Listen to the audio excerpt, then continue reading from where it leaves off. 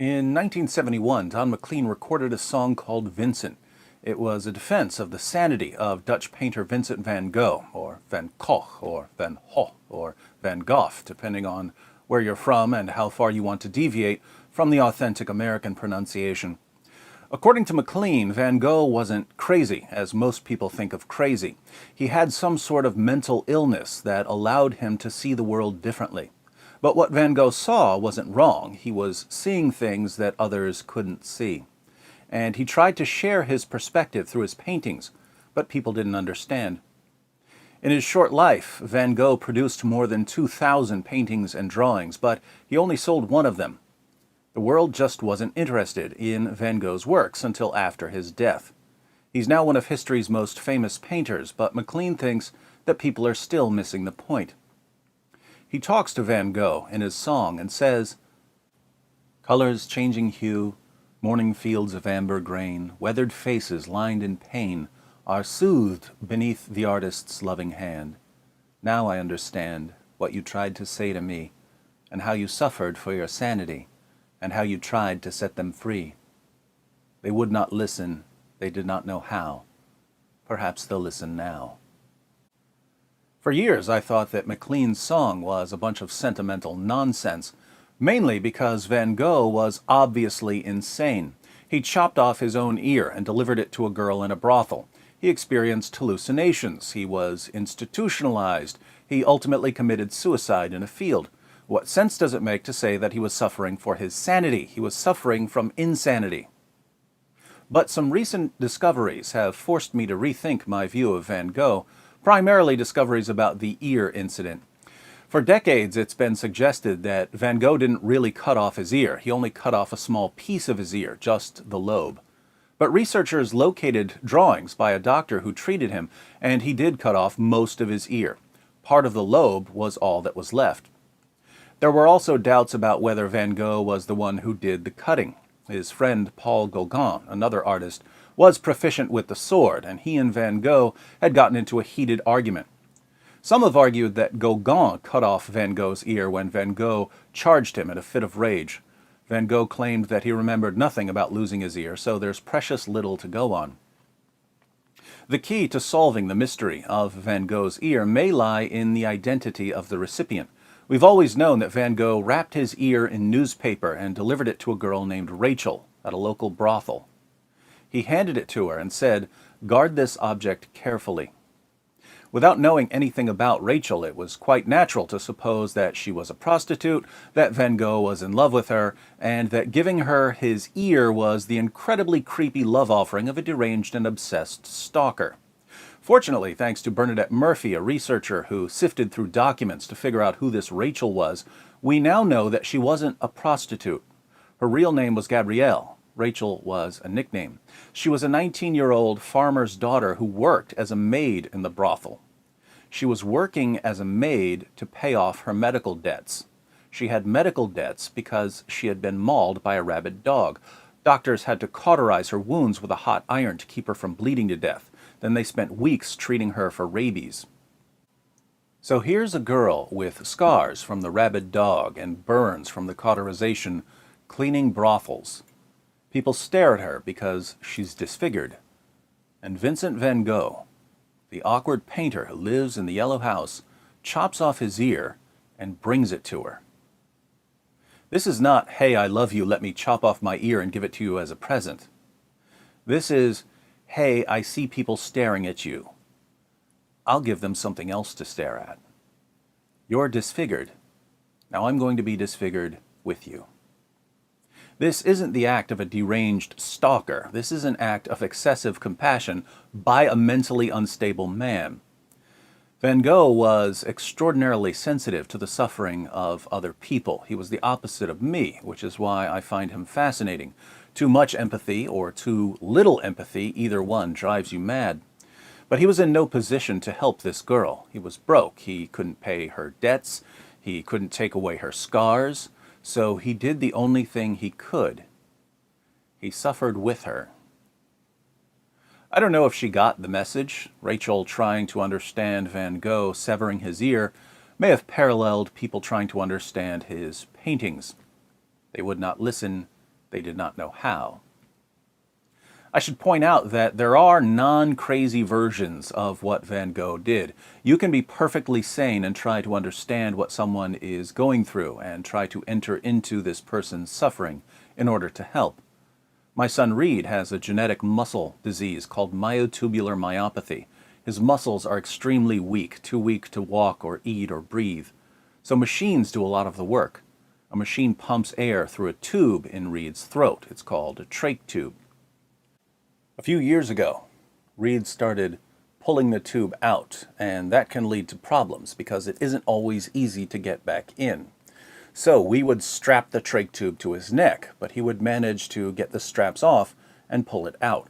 He would pull out the tube that he breathes through, and he would hide it. We were trying to figure out if it was irritating him, was it itchy, was he just trying to get attention? We didn't know. But one day my wife said, "I think Reed is realizing that he's different from the rest of us.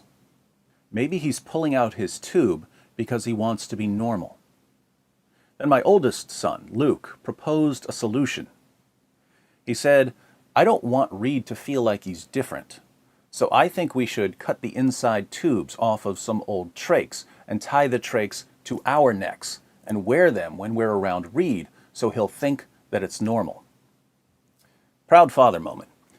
Luke wanted to help Reed by becoming more like Reed, just as Van Gogh apparently wanted to help Rachel by becoming more like Rachel. The difference was that Luke's idea wasn't crazy. A crazy Van Gogh-ish version would have been actually getting a tracheotomy, the surgery that puts a hole in your neck, to be more like his brother.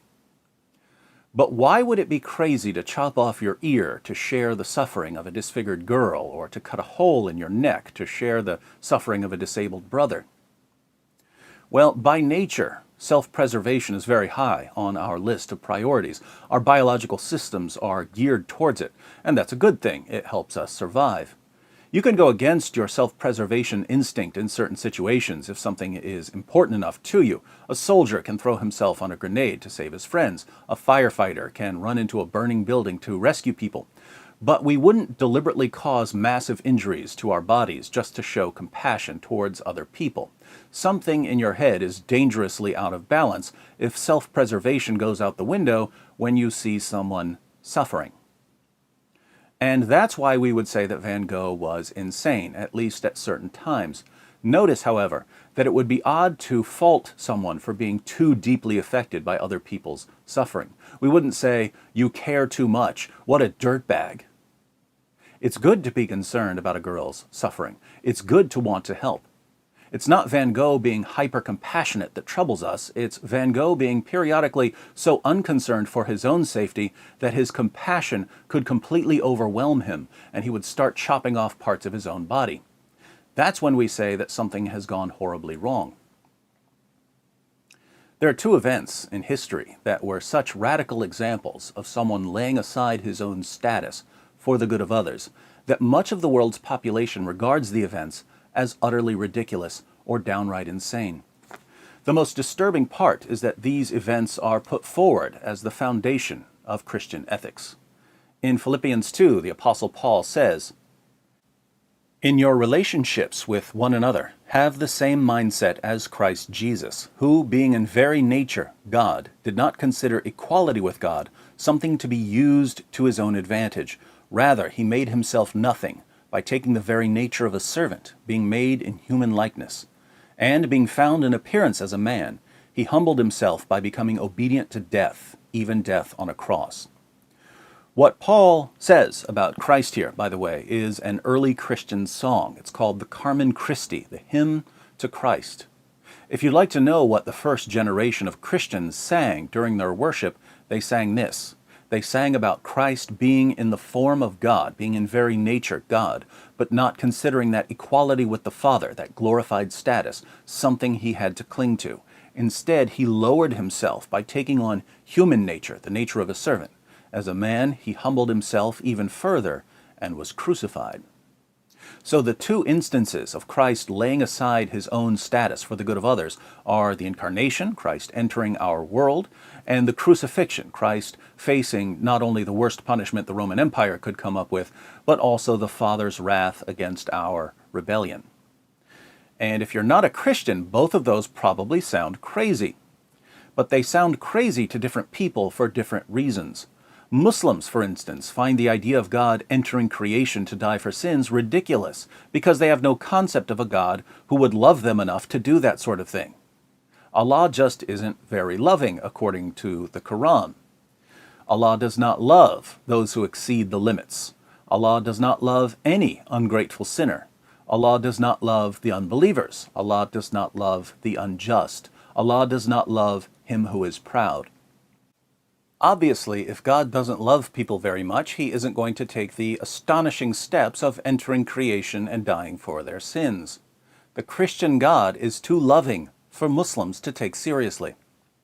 At the other end of the spectrum, we have atheists of various kinds who don't say that the Christian God is too loving. They say that he isn't loving enough. If God really loved us, he would solve all of our problems. He would heal Rachel's scars and Van Gogh's ear and Reed's muscles. He would give everyone good health and plenty of food and plenty of money. He would maximize our pleasure and minimize our pain. But he doesn't. So he can't be that loving. And you can see why this objection would apply to God, but not to others. Van Gogh chopped off his ear to suffer with Rachel because he was in no position to heal her wounds. If he could have healed her, he would have just healed her. Likewise, Luke comes up with the idea of wearing trachs when we're around Reed because he's in no position to heal Reed. If he could heal his brother, I'm sure he would heal him. But when we're talking about an omnipotent being, why would he suffer with us when he could just stop the suffering? Interestingly, when Jesus began his public ministry, he did what people wanted him to do. He cured the lepers and gave sight to the blind and fed the hungry and raised the dead. But over and over again, as soon as he said something that people didn't like, the crowds would turn on him, no matter how many people he fed or healed. It seems that their real problem with God went far beyond God not doing enough for them. Jesus even told his closest followers that they would soon abandon him. But as he was telling them that they would betray him, he offered them something. He said, "A time is coming, and in fact has come, when you will be scattered, each to your own home. You will leave me all alone, yet I am not alone, for my Father is with me. I have told you these things, so that in me you may have peace. In this world you will have trouble. But take heart, I have overcome the world." Three key claims here. 1, in this world you will have trouble. Jesus doesn't say that he's getting us out of trouble. 2, in me you may have peace. We still have trouble, but we have peace. 3, I have overcome the world. Jesus overcame the world. Here again, many people wonder, well, if he overcame the world, why doesn't he give us everything we want? But if we're thoroughly embedded in the world, if we're part of this world's way of living and acting and thinking, making our dreams come true isn't overcoming the world, it's surrendering to the world. Jesus was focused on a different problem entirely. After telling his followers that he had overcome the world, Jesus spoke to the Father, and he said, "Righteous Father, though the world does not know you, I know you, and they know that you have sent me. I have made you known to them, and will continue to make you known, in order that the love you have for me may be in them, and that I myself may be in them." Jesus, who was eternally one with the Father, took on the nature of a servant, and just hours before his crucifixion, prayed to the Father that the Father's love for him would be in us. But how's that possible? The Son is divine and perfect. The Father's love for him is perfect. We're fallen and selfish and greedy. We've been mauled, but not by a dog. We've been seared, but not by a hot piece of iron. We're on life support, and we're pulling out our own breathing tubes. How can the Father's love for the Son be in us? And the answer to that question is called the gospel, the good news. We're not good enough. We're not righteous enough to have the Father's love in us. The gospel is the proclamation that God now gives us the righteousness of Christ because of what Christ did on the cross. As the prophet Isaiah said 7 centuries before Christ walked the earth, "Surely he took up our pain and bore our suffering, yet we considered him punished by God, stricken by him, and afflicted. But he was pierced for our transgressions, he was crushed for our iniquities. The punishment that brought us peace was on him, and by his wounds we are healed."